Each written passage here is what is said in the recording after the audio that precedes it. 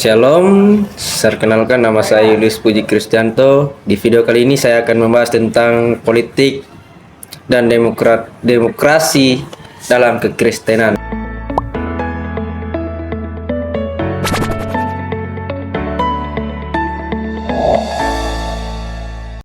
Demokrasi adalah suatu sistem kekuasaan yang sangat populer di era modern ini. Dari data Wikipedia menyebutkan bahwa pada tahun 2011, sistem kedaulatan dari rakyat, oleh rakyat, dan untuk rakyat ini dianut oleh 78 negara. Nah, fakta tersebut menunjukkan bahwa demokrasi semakin diterima oleh negara-negara di seluruh dunia. Indonesia sendiri sudah menganut paham demokrasi sejak merdeka. Beberapa varian demokrasi yang pernah diterapkan di Indonesia antara lain demokrasi liberal, demokrasi terpimpin, dan demokrasi Pancasila.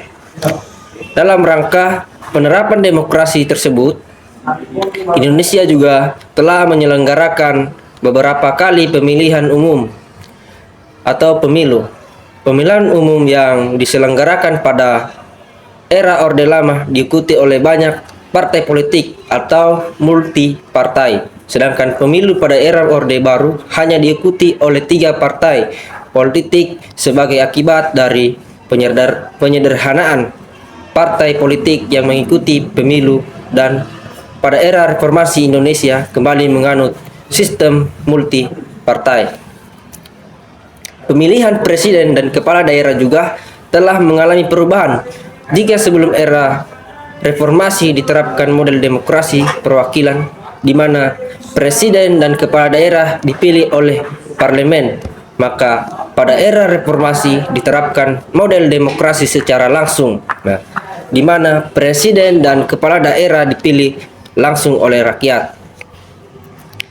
Sebagai bagian dari warga negara Indonesia, umat Kristen juga merasakan penerapan demokrasi di Indonesia dan bahkan tidak jarang terlibat aktif dalam kegiatan politik di Indonesia, meskipun tidak selalu sebagai anggota partai.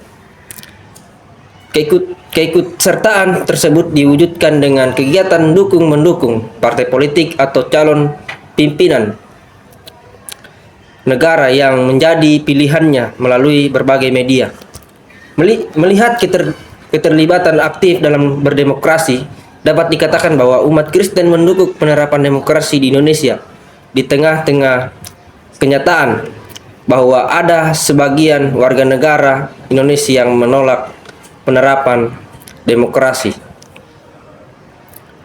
Oleh sebab itu, perlu dikaji seberapa jauh keterlibatan umat Kristen seharusnya dalam penerapan demokrasi di Indonesia. Sedangkan Presiden kita Insinyur Joko Widodo dalam debat Capres tahun 2014 mendefinisikan demokrasi sebagai mendengarkan suara rakyat dan melaksanakannya.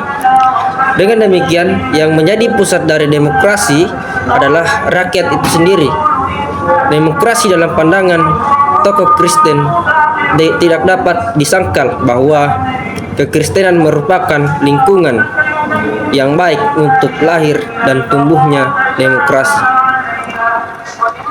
Luther mendobrak kekuasaan mutlak gereja yang selama waktu itu telah menjadikan gereja sebagai kekuasaan tirani. Reformasi yang dilakukan oleh Luther, yang meskipun hanya pada tataran gereja, menjadi tonggak bagi penghargaan terhadap kebebasan individu, yang menjadi salah satu ciri dari demokrasi. Hal penting yang menjadi catatan dalam reformasi Luther adalah mulai dipisahkannya kekuasaan gereja dengan kekuasaan negara. Begitupun dengan Yohanes Calvin, dapat dikatakan juga sebagai tokoh yang mendukung demokrasi. Calvin sendiri memang lebih setuju dengan konsep negara aristokrasi. Baginya, monarki akan memungkinkan untuk menghasilkan pemimpin yang lalim, sedangkan demokrasi yang akan menghasilkan anarkisme karena menyerahkan kekuasaan kepada banyak orang. Aristokrasi dianggap sebagai solusi tepat karena pemerintahan akan berada di tangan beberapa orang yang memiliki kemampuan dan sekaligus ada yang akan menjadi penyeimbang sebagai kontrol terhadap satu dengan yang lainnya. Kendati pun cenderung untuk mendukung sistem aristokrasi, namun paling tidak pemikiran Calvin tersebut telah berkembang dalam bentuk demokrasi perwakilan. Demokrasi dengan sistem perwakilan tersebut banyak tumbuh dan berkembang di negara-negara tempat tradisi Calvinis. Yang paling kuat yaitu negara Swiss, Belanda, Prancis, Inggris, Skotlandia, dan New England. Jadi, demokrasi bukanlah sebuah sistem yang dikenal dalam Alkitab. Namun dengan demikian tidak dikenal berarti dilarang untuk diterapkan. Demokrasi adalah suatu hasil dari pemikiran manusia dalam suatu kurun sejarah. Sedangkan Alkitab adalah suatu menyatakan karya Allah dalam sejarah. Oleh sebab itu, tidak diperlukan dan dipaksakan bahwa demokrasi dianut dalam Alkitab. Oleh karena memang tempat keduanya sangat berbeda. Latar belakang tumbuh dan berkembangnya sistem pemerintahan dalam Alkitab dengan sistem demokrasi juga berbeda. Sistem pemerintahan dalam sejarah Alkitab bersifat eksklusif, sedangkan dalam sistem demokrasi bersifat inklusif dan plural. Demikianlah penyampaian singkat mengenai politik dan demokrasi dalam kekristenan dari saya. Sekian dan terima kasih. Shalom.